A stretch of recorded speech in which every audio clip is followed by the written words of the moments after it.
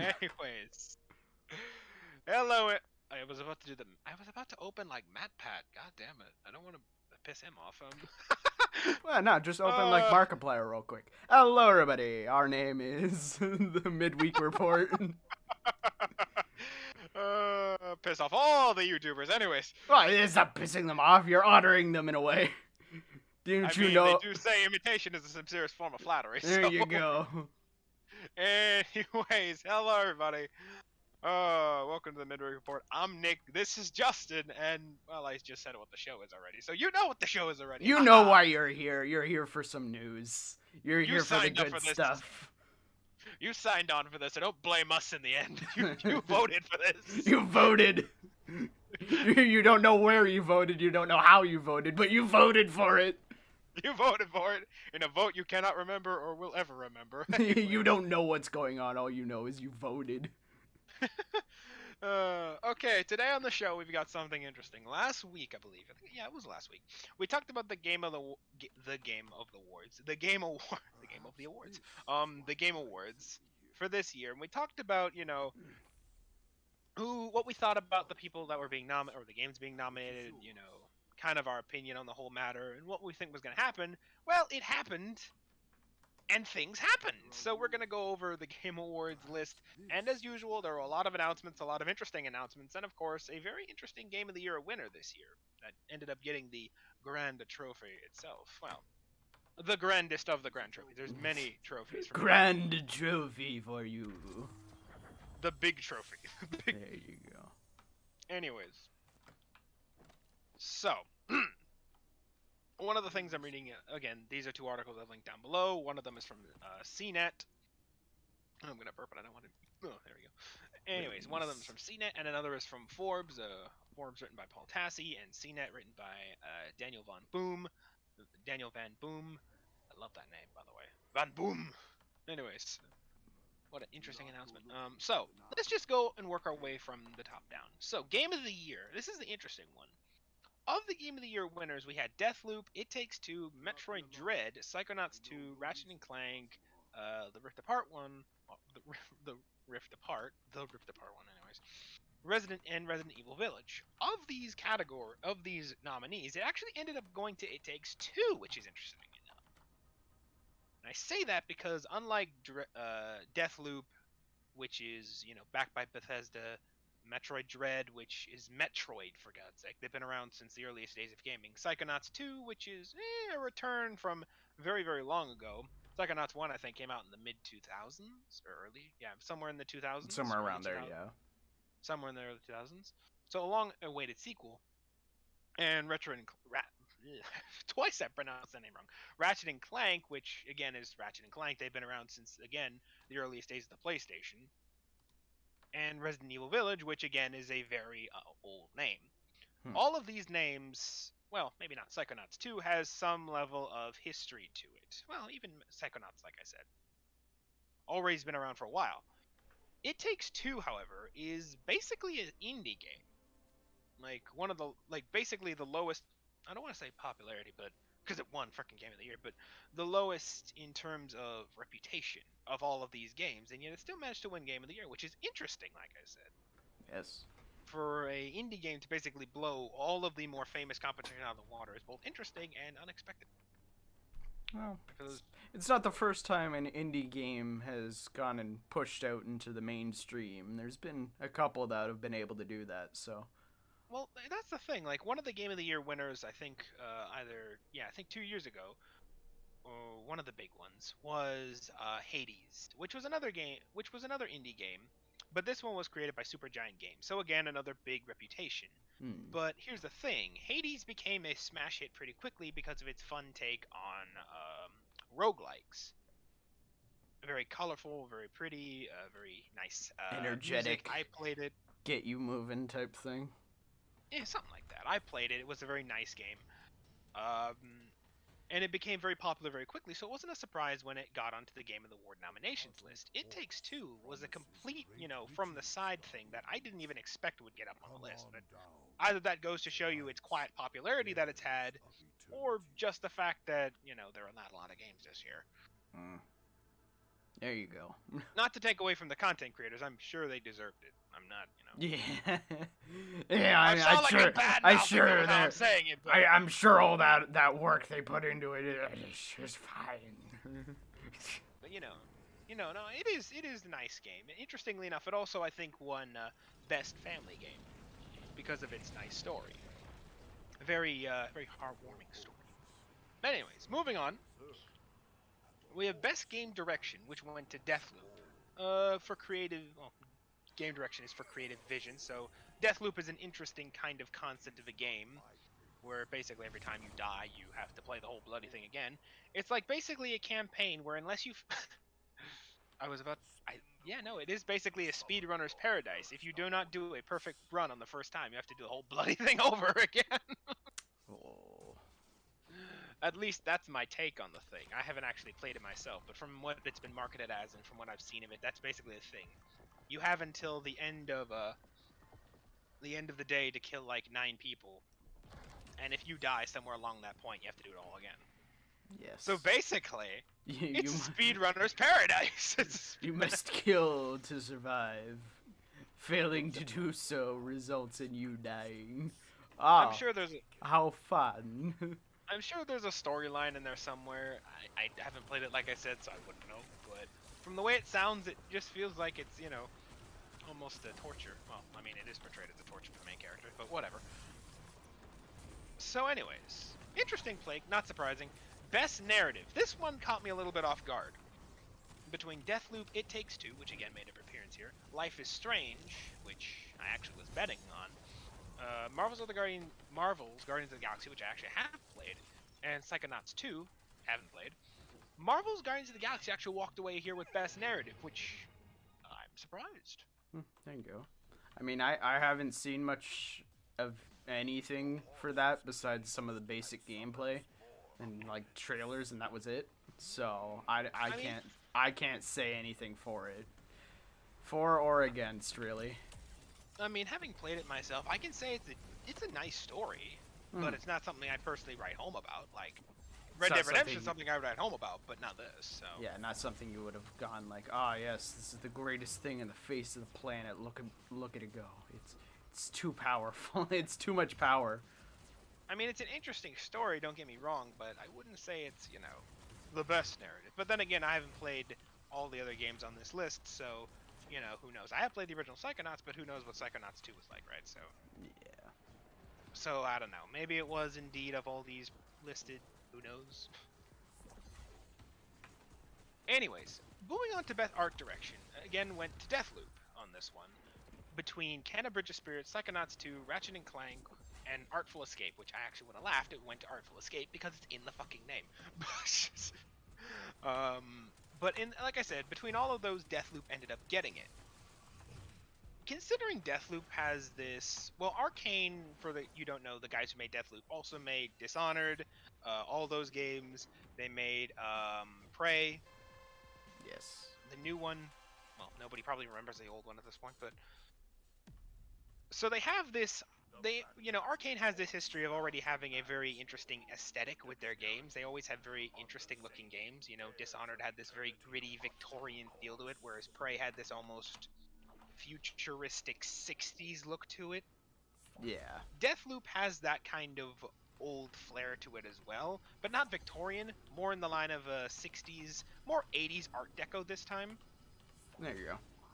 So, like, if you've seen the actual trailers, it gives you a pretty good idea of the kind of art style of the game. So, I can kind of see that one winning. Shame Artful Escape didn't win, though. Like I said, it would have laughed. Yes. I am ashamed it is not there. Yeah, that would have been funny. Who wins Best Art Direction? The Artful Escape. Yes, art game win. Art game win art category. Haha, shocking. Oh. Anyways, best score and music. Of this one, well, I'm covering all of the ones I covered in our last video, but I'm just redoing it for this video. We have Cyberpunk 2077, Deathloop, Nier Automata version number provided because the guy who made this is really big on that thing. Marvel's Guardians of the Galaxy and an Artful Escape.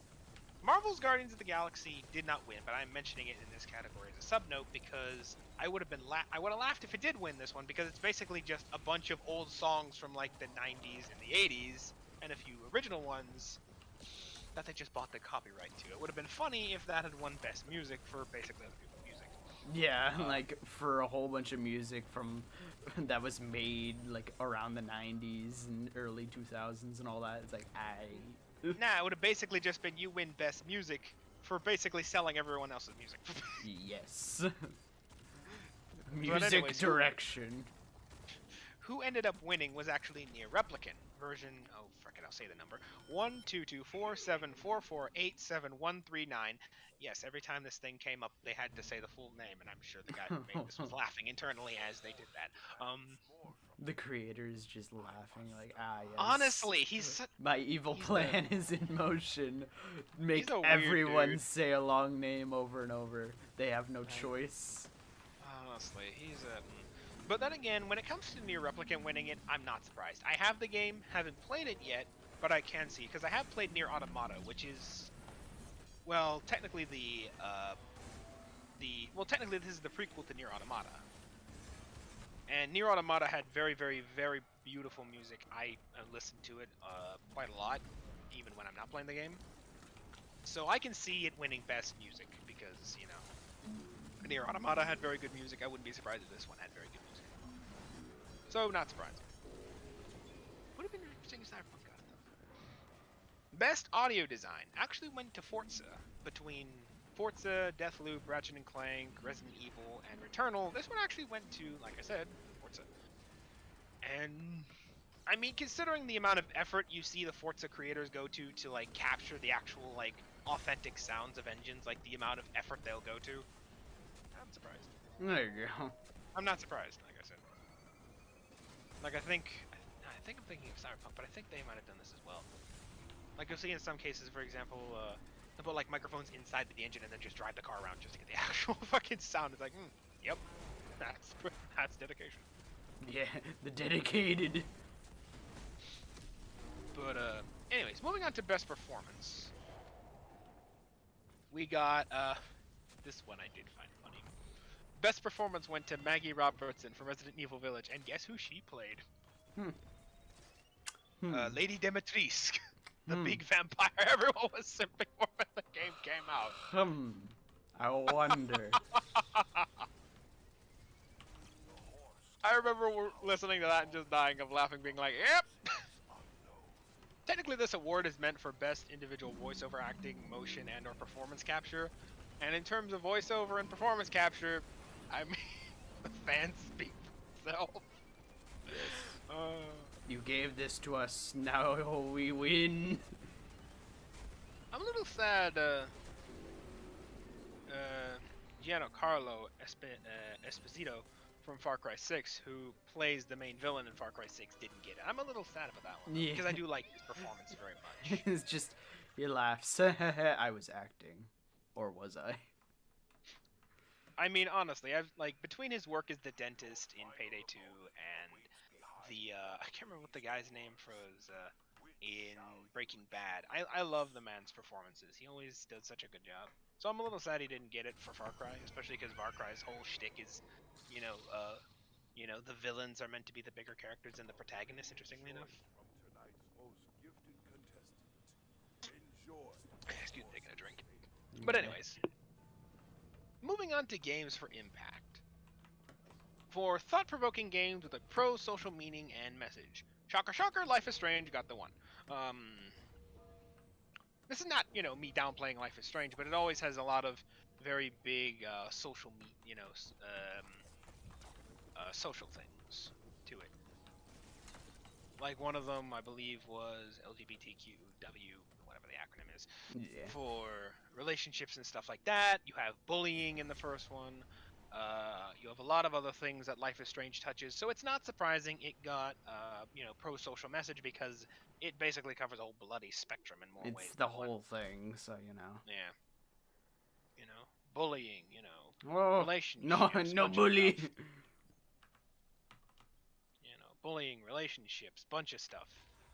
Abusive parentry, pick a name, pick a lane, and I believe Life is Strange has somewhat touched upon it.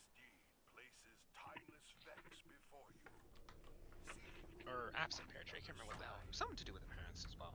Whatever. But anyways, like I said, pick a lane. They've touched on it. There you go. For best ongoing game, this one I did surprise me a little bit, though I'm actually kind of happy. This one went to Far Cry. Went to Final Fantasy.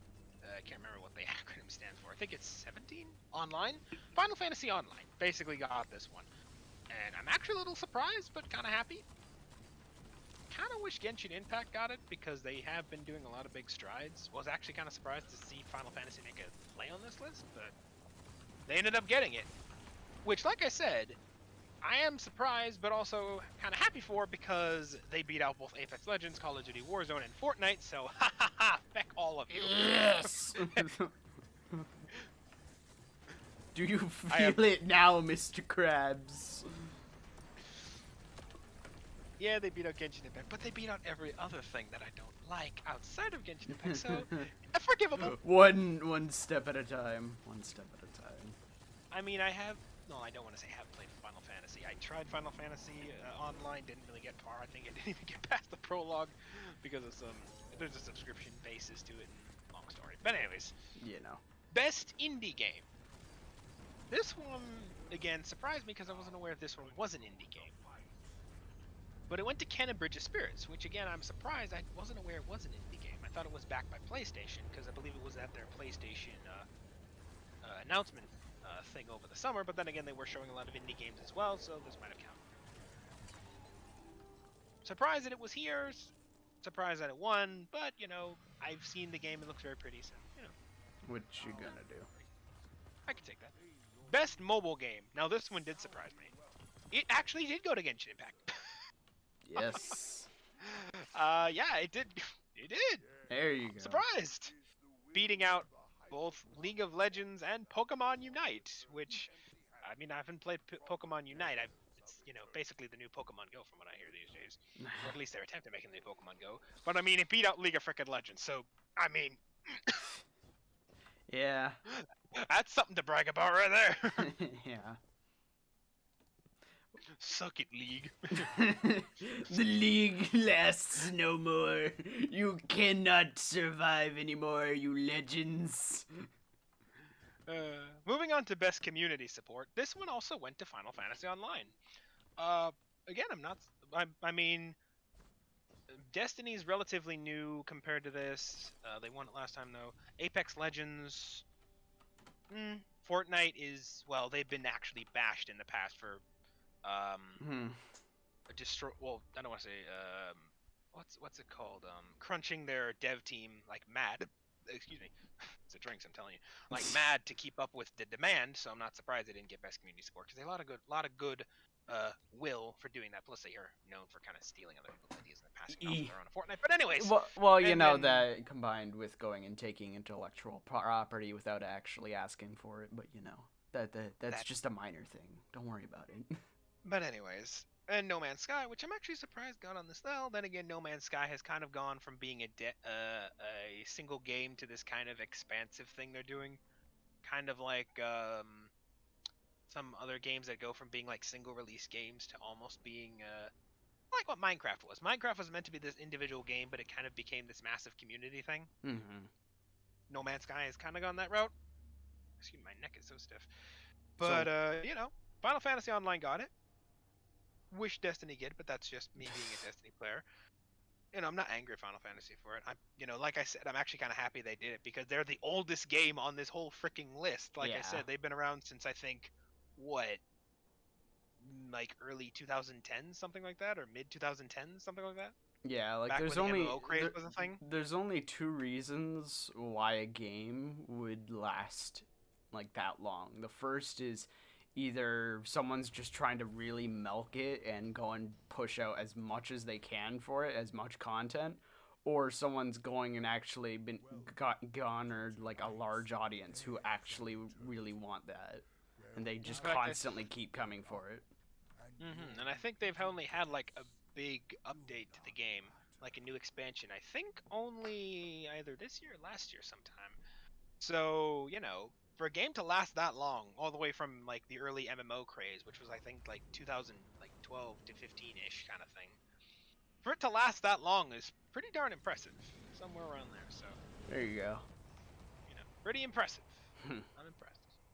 Best VR AR game went to Resident Evil 4, which I'm both not surprised by and kind of funny. Kind of find it funny because a lot of people apparently like VR AR horror.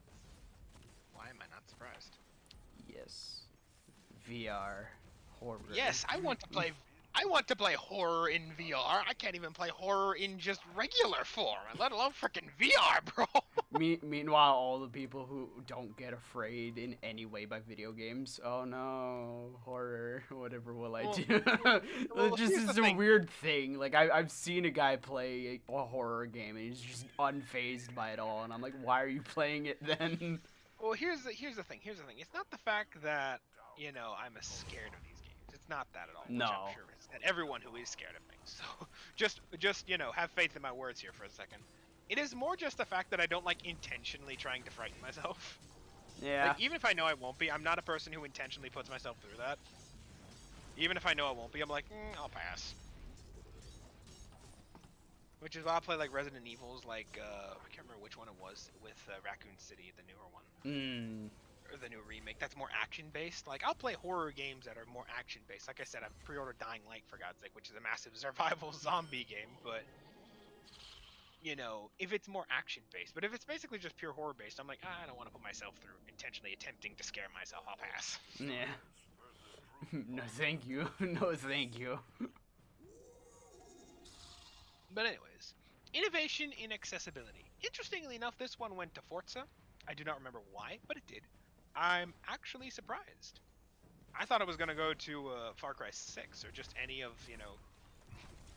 Ubisoft's things, because they do try to push a lot of, text-to-speech chat, colorblindness settings, they've got a bunch of shit, so I'm surprised they didn't get it.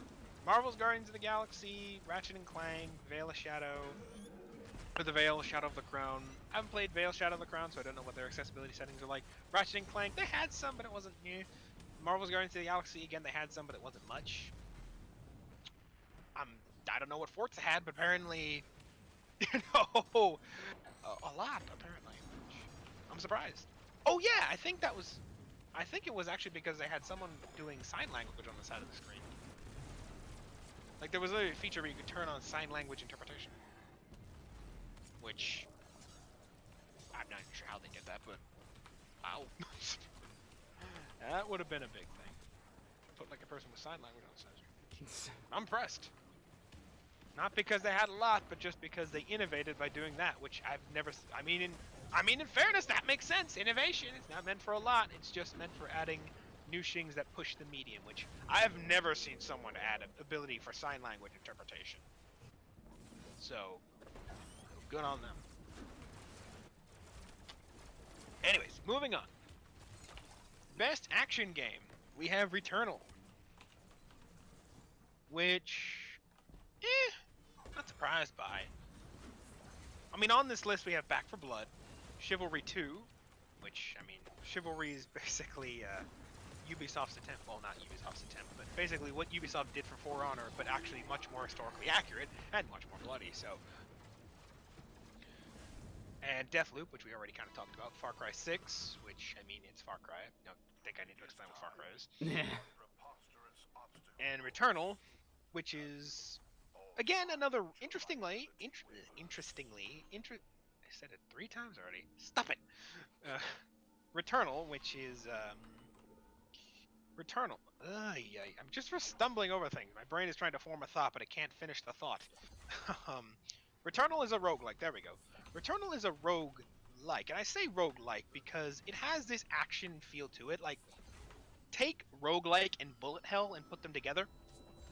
Like, the whole thing for Returnal, I believe, is that it's one of the games that came out early in the PS5's life cycle, like very, very early. And you know how games that come out very, very early in a new console's lifestyle, or lifeline, you could say, that are purely based for that console are just kind of more meant to be, well, they can be good games, but they're also more meant to be tech demos of what the console can do. If you kind of get what I'm going at here. Yeah. Returnal is that kind of thing where it's got, very, very beautiful lighting, very good shadowing. It's a very big tech demo, but it's still a very good game. Because, it's basically, like I said, take a bullet hell and a roguelike, smash them together in a third-person action game. That's kind of what Returnal is. Combine that with just a few drops of Cthulhian Lovecraft horror, and presto. Tentacles everywhere. Japan is proud. Japanese people, we are prepared for you. Anything you may yes. throw at us, we are ready. Wait a minute, what is that? Oh no. The tentacle H word is satisfied. Still though, man. So many tendrils. Ugh. Anyways. Horror. Move. I mean, like I said, Lovecraft had a thing for tendrils. There you go. But anyways, best action adventure game. This one went to Metroid Dread. Not surprising. It's Metroid Dread. Played it. Didn't even know it existed until it came up on the Game Awards screen. Interestingly enough, I didn't know they made a new Metroid game, but yes, they did.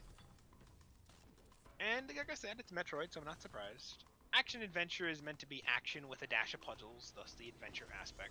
And Metroid has always been known for that kind of thing, for, action with that splash of puzzletry with it. So again, not surprising. This one I'm actually happy about. Best RPG category, Tales of Arise. I'm actually sad that this one didn't get in the Game of the Year awards, but it did get Best RPG, so I can live with that. Interestingly enough, like on this list we have Cyberpunk 2077, Monster Hunter Rise, Scarlet Nexus, Shin Megami Tensei 5, and again, like I said, Tales of Arise. Which I learned only at the Game Awards. I've been pronouncing incorrectly this entire time. I've been calling it Tales of Arsane for so long, and I don't know why, but I did! I am literate in the English language, yes, of course. I studied the language of English. I study English, yes. So, interestingly enough, I have played a good chunk of... Well, 99%... Well, I have all of these games. I've played a good chunk of them, and I at least have 2 of them, but I haven't played them yet. I have Monster Hunter Rise. It's, sitting up in my room as something I'm going to play on Christmas gift. It's a Christmas gift, technically. Shin Megami Tensei 5. Bought it. Haven't played it yet. Heard it's in the Persona, heard Persona and the Persona games kind of came off of this. In fact, the characters, in terms of what you find, like monster-wise, you actually find in Shin Megami as well. Because, like I said, Persona came from Shin Megami, so I'm excited to see, what it plays out as. Tales of Arsane, played the crap out of it, really do love it. Happy it got RPG, so best RPG, so, interesting. Interestingly enough, though, as I'm reading this, it says, including massively multiplayer experiences. Monster Hunter, I believe, has that to some degree, because Monster Hunter's always had some level of multiplayer. I don't believe Shin Megami has it. I know Scarlet Nexus doesn't have it, because I've talked about it before in the show. Not in a positive light, well, debatably. And Tales of Arise, I know, has no multiplayer aspect, so, it's kind of funny that they include that in the RPG slot. But anyways, moving on. Best fighting game. We have Guilty Gear Strive. Haven't played it. I mean, when you have Demon Slayer, Melty Blood, Type Lumina, Nickelodeon All-Stars Brawl, and Virtual Fighter on that list as well, I can't really say much on this category. It just happened. I think it would have been funny if Nickelodeon All-Star Brawl won it, truth be told. Would have actually found that funny, beating out things like Virtual Fighter, but anyway. Speaking of best, remember back when I mentioned It Takes Two won Game of the Year? Well, like I said, it also won Best Family Game. Like I said, for its very feel-good message, beating out things like Pokemon Snap, the new one, Mario Party Superstars, Super Mario 3D World, and Wario World, and WarioWare. I mean, in terms of best family game, anyone who's played any of those games, it's some pretty tough competition there for family, oriented games. I mean, you got Mario Party on there, bro. You gotta it takes balls to beat Mario Party in the best family category. Mario beaten out by Mario. I mean, hell, even Mario can't beat Mario. Yeah. So props to It Takes Two for for beating out Pokemon and Mario. And now I just realized something. All of these have some level of, outside of the Pokemon game, all of these other contenders for this list are some version of the Mario license. You got Mario Party, Super Mario 3D World, and WarioWare, all of which are in the Mario franchise. Basically, the only true competition outside of Mario that this game had was Pokemon Snap. Damn, the numbers were rigged against it, but congratulations for winning. Yeah. There you go. Well done. You've done it. Moving on to best sports and racing game, we have Forza 5 won it. I mean, you have Hot Wheels, you got FIFA, you got F1 2021, you got... Well, I can't speak much about Riders Republic because I haven't actually heard of it. But I mean, considering how fiercely Xbox has been marketing Forza, I'm not surprised it won. Actually, no, I'm very happy it beat out FIFA because, haha, suck it, EA! Be gone! Be gone, demon! Bad touch! Bad touch! Stranger danger! Best sim strategy game, we have Age of Empires, I think it's 5? Yeah, I think that's 5 in the Roman numerals. Which, I mean, I played the old Age of Empires game, so I'm happy it won. For time's sake, I'm just going to stop talking about the other contenders just so we can keep moving along, because there's a lot of things to talk about, and I haven't even moved upon to the announcements yet. Anyways, best multiplayer game, It Takes Two actually also won this one. I'm surprised a little bit on this one, because it beat out Back 4 Blood, which is kind of a spiritual successor to, what's that zombie game that Valve made? You would know this one? You mean Left 4 Dead? Left 4 Dead, that's it, thank you. It's basically a spiritual successor to Left 4 Dead, so, you know, I'm surprised. In fact, I think it's made by the same crew that made Left 4 Dead, so I'm surprised. Monster Hunter Rise has always had a, you know, multiplayer mechanic to it, if you know the Monster Hunter formula. Knockout City, not too familiar with it. New World has been gaining a lot of steam this year, though it kind of lost a lot of steam, so back and forth.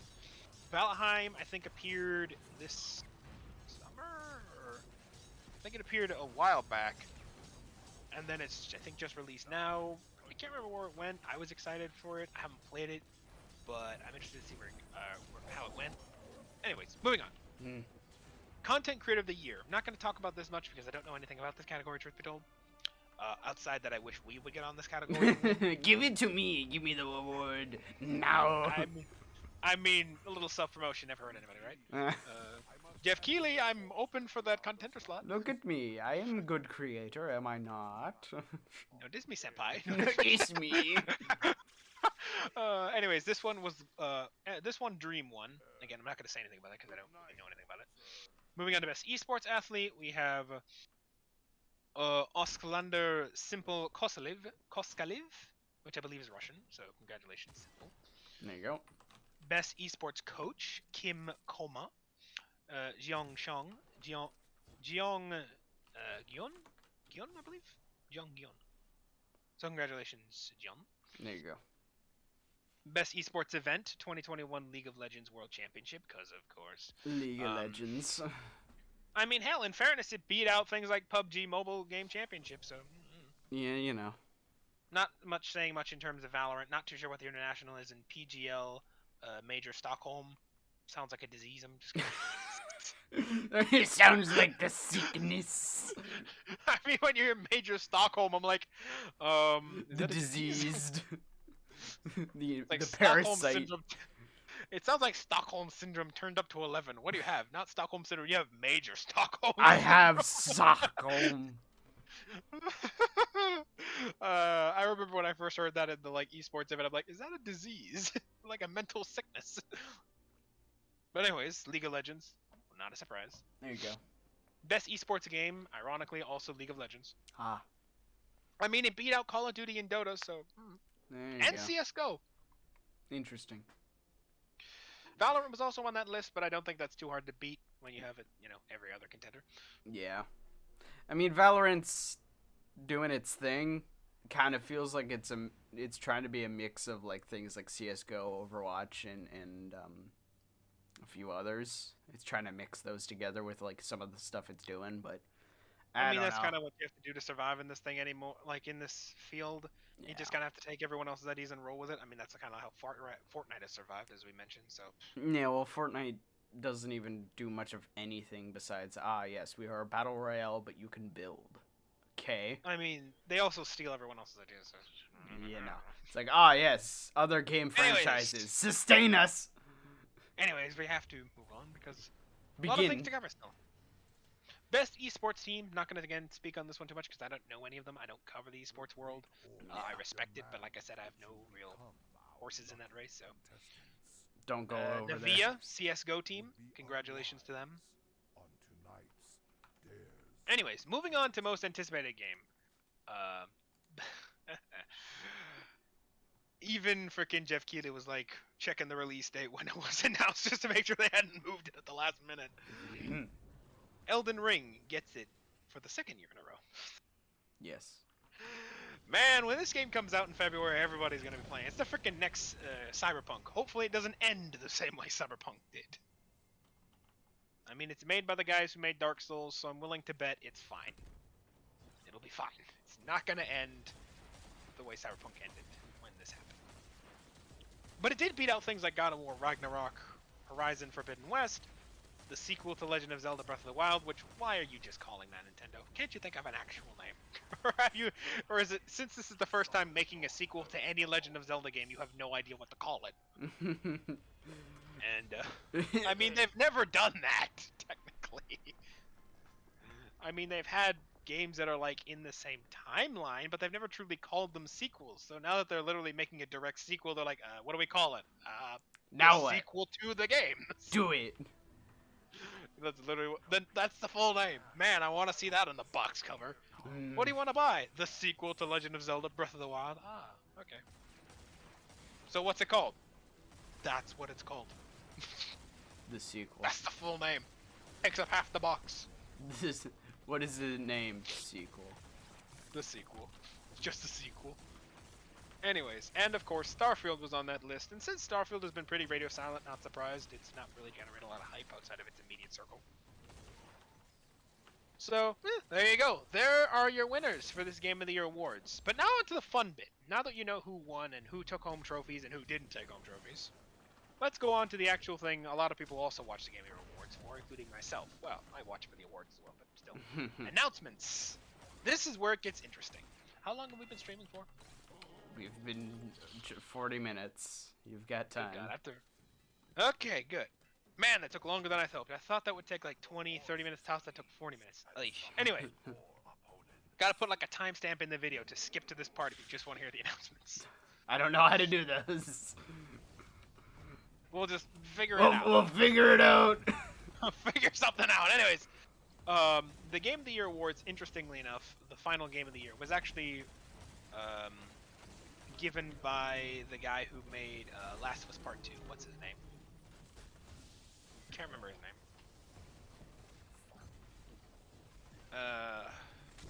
What's the guy who does, not Naughty Dog. I think it's Naughty Dog, actually. Who's the guy that had Naughty Dog? I can't remember. One that everyone was hating at the whole thing for the... The what? Well, who's the guy that heads Naughty Dog? I don't know. The guy who made Last of Us Part 2, or one of the big names? Yeah, I can't Anyways, help you with you probably that. know who I'm talking about, but I can't remember his name. You know, worker, he presented the final dude. Game of the Year, and I'm not sure how people feel about that. Yeah.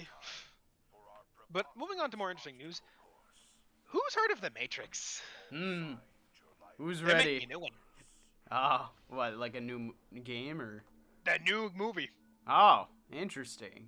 Keanu and the co-star of The Matrix from the old ones even came on a video thing to be like, yeah, we're doing it. Keanu Reeves and Carrie-Anne Moss appeared via video to introduce the trailer for the upcoming Matrix Resurrection.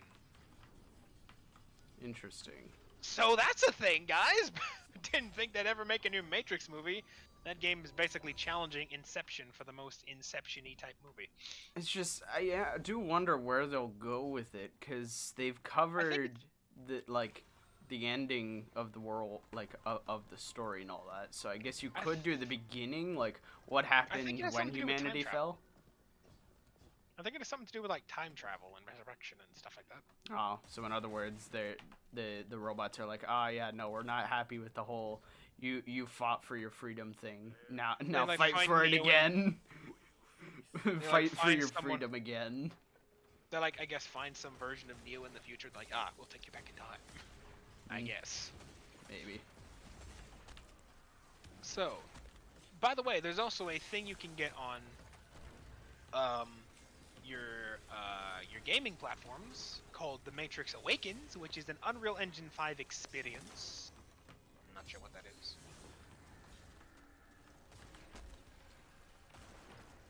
Anyways, you can download it right now in PlayStation 5 and Xbox Series X. I think it's some kind of interactive experience set in the Matrix, it says, so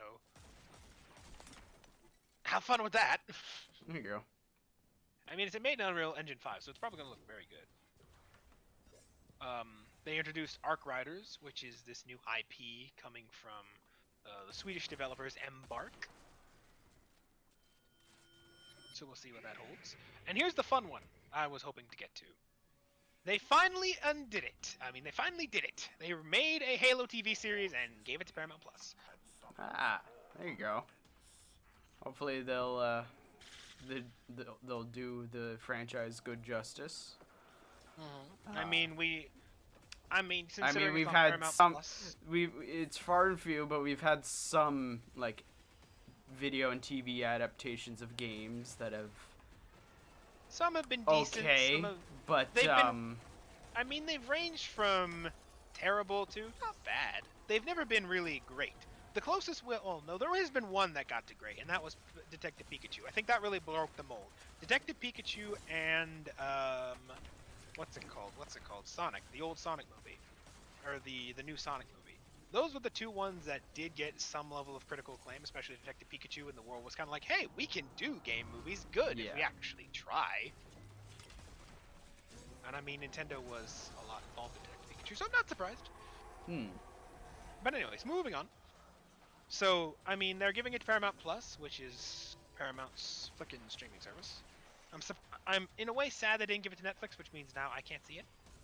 But then again, they didn't give it to Netflix, which means who knows how much budget they'll get. Netflix TV series typically have a low to medium-sized budget. Considering it's Paramount, for God's sake, we're dealing with, who knows how much budget they'll get. It's Halo, so hopefully a lot, so they can do it justice. Because there's a lot. I mean, I have a feeling. I have a feeling that 343 might go and try to see if they can get more money into it, just a little bit, to go and help out. I mean, like I said, it's Paramount we're talking about here, so expect a much higher budget than someone like Netflix, I'm assuming. Which would probably be a good thing, considering there's a lot of sci-fi elements that you have to work with TV shows like this, kind of like what we were talking about with Destiny previously. Yeah. If you ever made a Destiny TV series, ignore the phone in the background, ladies and gentlemen. It doesn't exist. It's just an hallucination. But anyways, so we'll see how that goes. Apparently it launches in 2022. So, cool. And Master Chief makes an interest, so who knows? Maybe Master Chief will be the main character of this TV series. I hope so. Or at least he'll make an appearance. I'm assuming.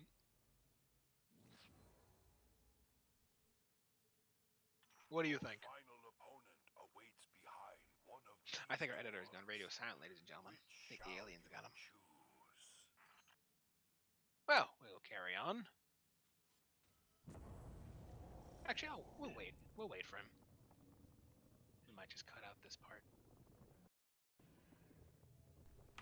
There you are. I heard his breathing. He's alive. There we go. Excuse me as I replug in my microphone after I get a call from an obvious bot saying that illegal substances have been found using a parcel under your name. Are you sure about that? God dang it! They found the supply. Jerry. Jerry, what'd you do? Anyways, back to the thing. Like I said, it launches in 2022. They showed Master Chief in the trailer, and it seems like it may be focused around him. So, it's set. It looks like during the Halo, not the Halo, like the Human Covenant War. So pre-Halo 3 probably, or somewhere in maybe So, around Halo 3. well, I mean, that can I literally. mean, they show High Charity in the trailer, so... Yeah, that could be anywhere from like before Halo, like the Halo CE to Halo 2 to Halo 3. Like that can be any one of those. Like, we know High Charity falls in Halo 3 at the very least, so Yes. somewhere between 1 to 3. Well, no, technically, High Charity falls at the end of Halo 2. Does it? Yes. Okay. Yes. So, if they're showing High Charity between 1 to 2, Yeah. early on the Human Covenant War, makes sense. So I mean, we'll see. you never know. I mean, they showed Dr. Halsey, I believe, so... Yeah, I mean, we might get some stuff from before CE. Like, we might be getting, like, some of the battles that humanity was part of before they even and their chronic loss fully found the ring, yeah. Mm-hmm. I mean, we'll see. Like I said, it's Paramount, so I'm hoping it's a much bigger budget, because it's freaking Paramount. Yes. Which might be why they ended up going with Paramount. Probably. They Anyway. went and put a fair amount of money into it. That way they would go and take it. Well, I'm assuming because they're like, we have to do this series with a lot of budget, otherwise it'll flop. And plus, there's a lot of money we need, and I don't think Netflix was willing to give them that amount of budget, or just didn't have that amount of budget. But you know, since Paramount is a freaking movie studio, they probably had more than enough budget to throw at it. So they're like, okay, fine, we'll go with you guys. In exchange, we'll make it an exclusive to your platform. So, Yeah. what are you gonna do? We'll see. We'll see next year when it comes out. Well, you will see. I may not see. Now Paramount has become the second streaming service I'll need to get outside of freaking Disney Plus so I can get all the Mandalorian content. At least I can see The Witcher and shit like that. Anyways. Yes. Moving on. Elden Ring had a new trailer come out, which is an interesting one. You can see that trailer on the CNET. Also, all these announcements you can also find on the CNET article if you're also looking for those announcements. Hush phone. Hmm. I'm not You may the have heard only that one in with secret messages going on today.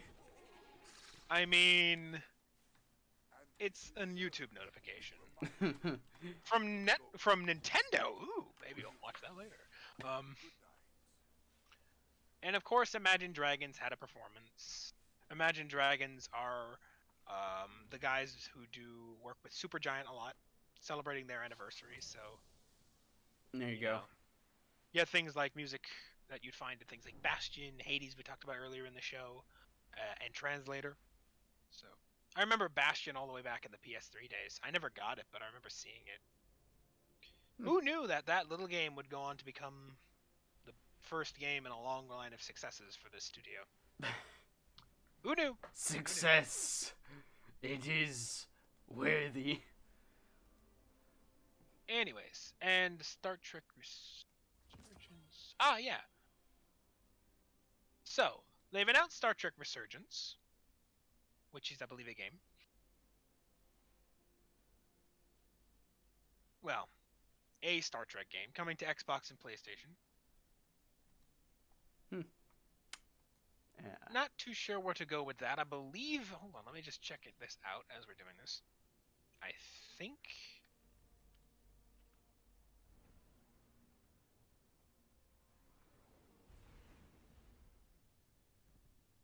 Is it the game I'm thinking of? Never know. Hold on, I'm looking this up as we go. Nope, it's a new game. It is a straight... Nope, it is a straight-up new game. There you go. So get ready for a new Star Trek game on the PS5 and Xbox Series X. Coming spring 2022. For Epic Games, of course, PS5, PS4, and Xbox Series X. Sadly, no Steam, so... Sorry, Steam guys, it looks like Epic bought another one. Epic is the perfect example of if there is a problem, money probably can fix it. Yes. There is an old version of Spock we see, but sadly Leonard Nimoy is no more, so... But, I mean, it didn't sound like it had his voice, so... He did lines from Beyond the Grave. He's back. We used time travel to find Leonard Nimoy. Anyways... Genshin Impact also announced a new big update. Dune. Well, new characters, I should say. so look forward to that if you're a Genshin Impact player. Dune released a trailer for a real-time strategy game they're making called Dune Spice Wars, which the more I say that, the more hungry I get, weirdly enough. Maybe it's because I haven't eaten, or maybe just the word spice is in the title. Interestingly enough, shout out to Bife over at My Name is Bife. I believe, actually not him. I can't remember who. Someone in the YouTube space that I listen to is a big fan of Dune. Or at least has mentioned Dune and is like, I'm a fan of it, and explained it while I was listening to their thing. And it's like this whole I don't know. Spices, man! Anyways. you want some death sticks? Anyways, so Dune Spice Wars is coming out as a real-time strategy game. I believe they're also making a Dune TV series, a new one. I can't remember who's streaming that one. It's either in development or is... I don't think it's out now. I think it's still in development. I don't remember who. But I believe they're making a new one, so this might be an attempt to drum up popularity for Dune again. It's a very old book, if memory serves. I can't remember who wrote it, but it's a very old book. And of course, there's a new trailer for Tiny Tina's Wonderland. Actually, interestingly enough, when they were releasing this, they actually had one of the guys who played the main villain, who is... I can't remember his name. That's celebrity. Freaking, what's his name? Hold on. Will Arnett. That's his name. Come out and do it along with Ashley Birch, who I believe is playing Tiny Tina. So, you know, you got at least one big name in the TV industry. I'm not sure of Ashley Birch's work. But then again, I don't follow much of the TV series these days. So, we'll see. We'll see. One thing at a time, that's for sure. Oh, by the way, it turns out Among Us is hitting VR, as it is also revealed. Oh. So if you want to do Among Us in VR, which... Oh, great. Paranoia intensifies! It's like, are you ready? Paranoia intensifies. Begin. New rhythm action game alongside that, Metal Hellsinger. Which, if you like Screamo, you'll like this, so I won't like it much. Personally, I was never into Screamo, but whatever.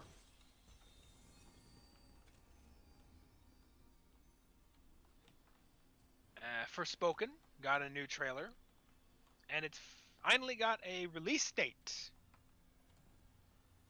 May 24th, 2022. So, the first 4 months of 2022 are going to be busy as all hell.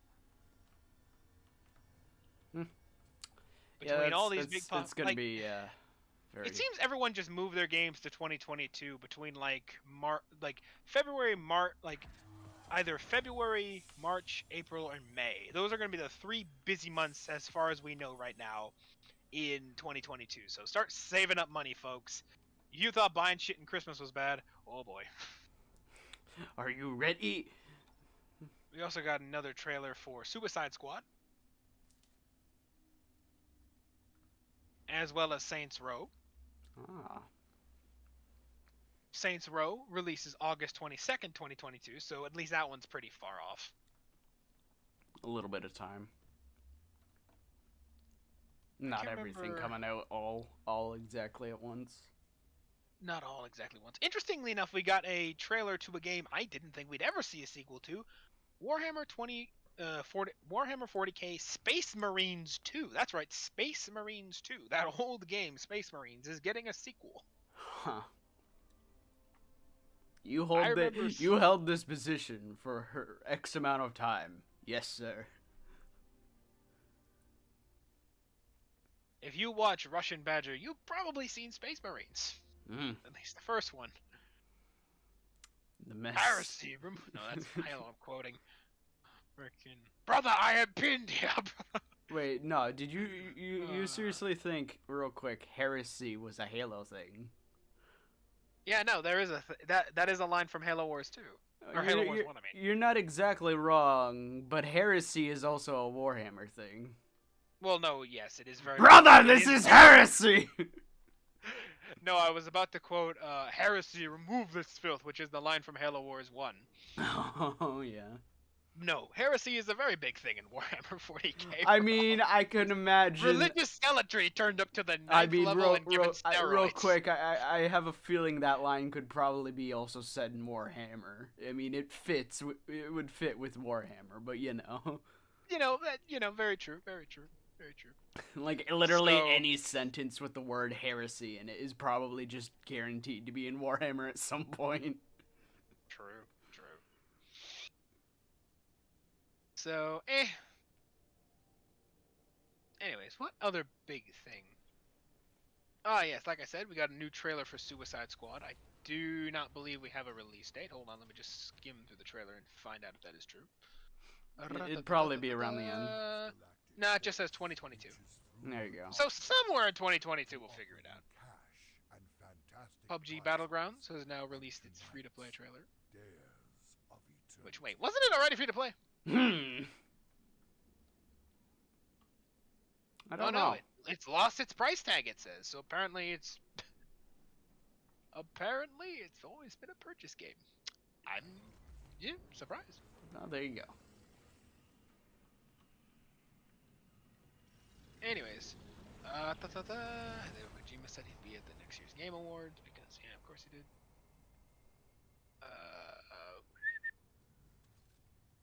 Oh yeah, and we got a trailer for the long believed to exist and finally has been revealed Gollum game, Lord of the Rings Gollum.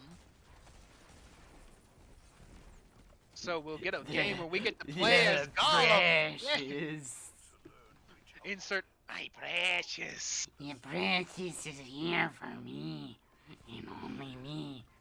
According to this, the game is scheduled to launch next year, so look out for that as well.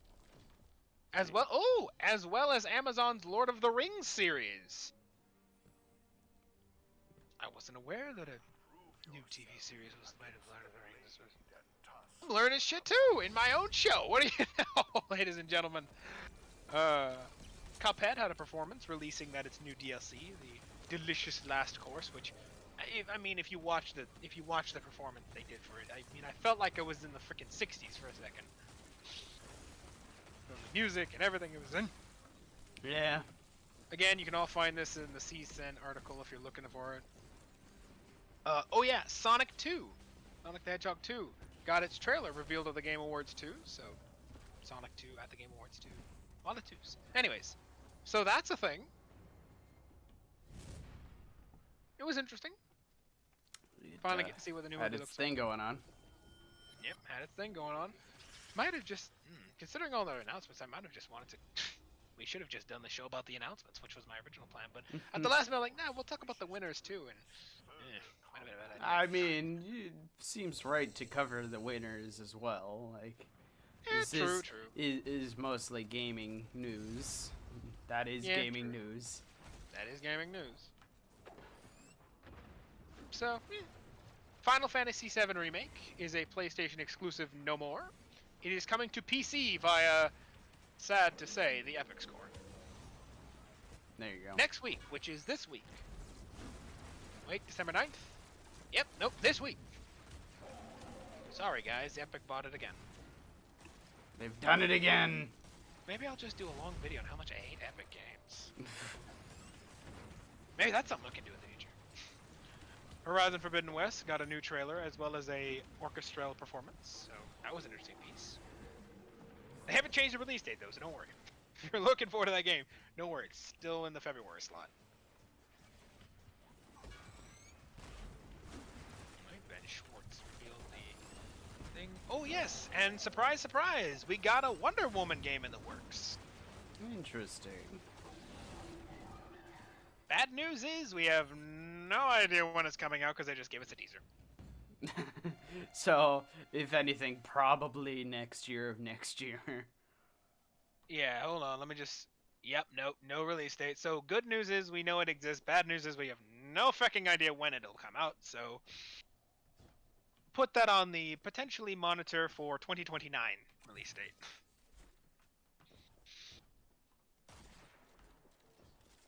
Oh yes, and everyone revealed, surprise, surprise, Alan Wake is getting a sequel. Alan Wake 2. Available 2023 on, again, the Epic Game Store, PS5, and Xbox Series X. I'm noticing a trend with the Epic Game Store. Yes. I don't think this is going to help their love of people or people's love for them at all, I think.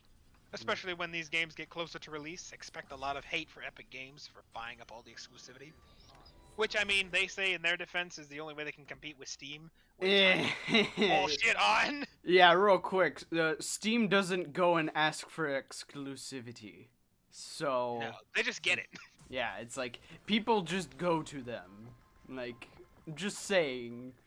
I don't Like, think people that's right, Chief. Like, everyone stays with Steam because it's got a lot more features such as cross-save and all the bunch of other, like, cloud save and a bunch of other shit. And Epic Games' only response is, well, let's just, instead of increasing our features, just buy up exclusivities to basically basically starve out Steam. If we want to compete with this guy, perhaps we can, I don't know, make it so we have more games. Why make more abilities to do things? You know, why instead of buying up other games, just make your own? Valve did that with Team Fortress 2. They did that with Portal. They did that with another one that I can't remember. Oh yes, they did that with Half-Life. Just make your own games like they did. You know, that's how they became big. They made games that people liked, and then they put them on their own proprietary platform. Yes. To some degree, that is exactly what, GOG does, because GOG is owned by the guys who made Cyberpunk, which is CD Projekt Red. They put Cyberpunk not only on Steam, but also on their own thing, as well as all their own games. So, make your own games. It's not that difficult, especially when you're as big as Epic Games. Whatever. And what you're gonna do? I kind of find it funny though that they call themselves Epic Games yet have not made a single fucking game. To my knowledge. They just buy up other people's games. But anyways, that's a story for another video. Maybe that'll be next week's video. The rant on Epic Games. Epic Game. Speaking of which, a new Star Wars game is announced. Another one! This one is called Star Wars Eclipse. Don't get a release date for this one, we just know it's in the works. I believe. Hellblade 2, if you remember the original Hellblade that came out, I think, 2 years ago. That's getting a new sequel as well. I do not believe either of these games have a release date announced. Let me just scroll through and see. None for Hellblade. And Star Wars Eclipse. There you go. Nope. But it's made by Quantic Dream. I'm not aware of them, but we'll see what that does. Hey, it's not made by EA, which means they're losing their license, which fucking hallelujah. Finally, we'll get actual Star Wars games. It only took us like, what, 6-7 years? It only took for like an entire community to go and say, please stop doing things like this. You're literally making it unfair for literally everyone. And a potential government boycott, but anyways, whatever. Minor details. On a side note, Sting also made a performance in the opening of the Game Awards, so there's that. So if you like his performances, see that. New game, Planet of Lana, was announced back in June. We get a new trailer for it. So if you're interested in that game. The Expanse gets its own Telltale game. So, if you're interested in that or if you're interested in that sci-fi show, apparently they're making a new game with Telltale for it, so look forward to that.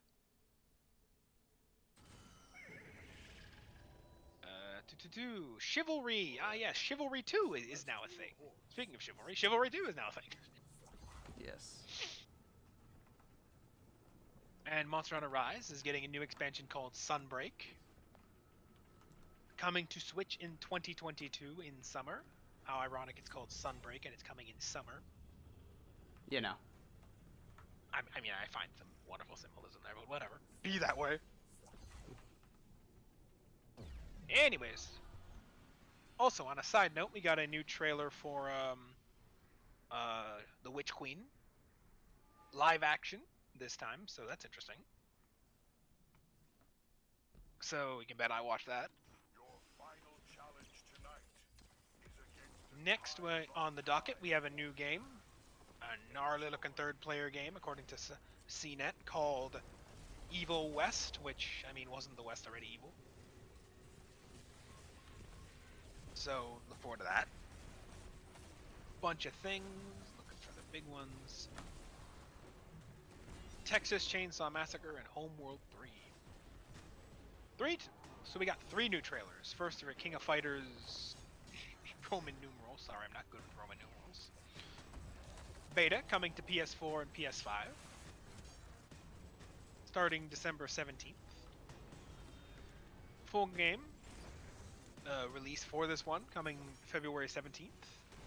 The second is a Texas Chainsaw Massacre game, so if you're a big fan of the movie, get ready for a game.